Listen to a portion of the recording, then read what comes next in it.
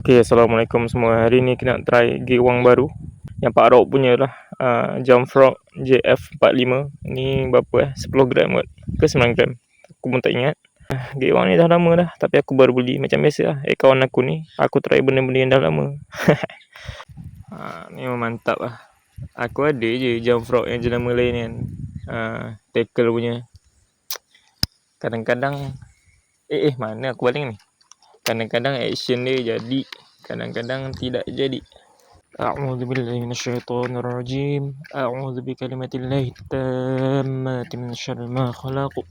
Bismillah.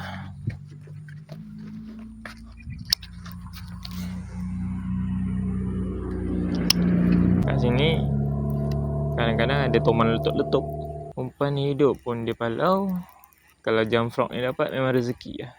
Rezeki ni kalau memang kita punya, tak ada siapa boleh halang lah. Bunyi dia blub blub blub blub blub blub blub blub blub blub. Di mana dia? Anak toman saya. Gewang ni memang style. Action konsisten. Memang nice. Tak perlu nak payah-payah menggayakan sangat. Pun nampak macam boiling ikan kecil ni. Boiling apa je? Aku dah kata dah, anak ikan.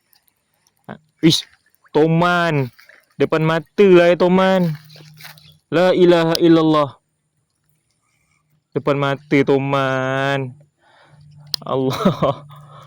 Aduh, macam mana nak ambil Aku tengok ada boiling-boiling.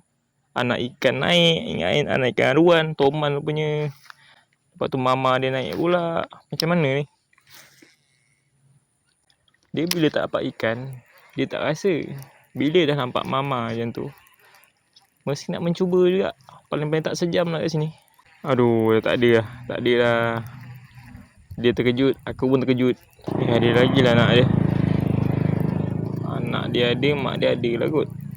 Aduh, macam mana aku nak target dengan ada besi-besi macam ni. Umpan apa bang? Umpan apa? Plastik lah. Tadi ada mak toman depan mata ni, dia tengok dulu. Ambil. Ha? Tak, dia dengan anak-anak dia. Kalau abang nak try, tapi depan mata ni tahu macam ni nak. Ada lagi?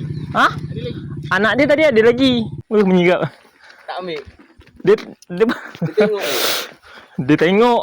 Saya terkejut, saya kata Allah. Dia pun belah juga. Okay, Assalamualaikum. Okey, macam tu lah kisah dia. Masya Allah. Dia bila tak nampak tu, aku tak kisahlah. Kumpul kan, mama duduk depan aku. Aku tengok anak ikan haruan kan, ikan toman punya, Masya Allah. Dah okey lah. Assalamualaikum. Bye.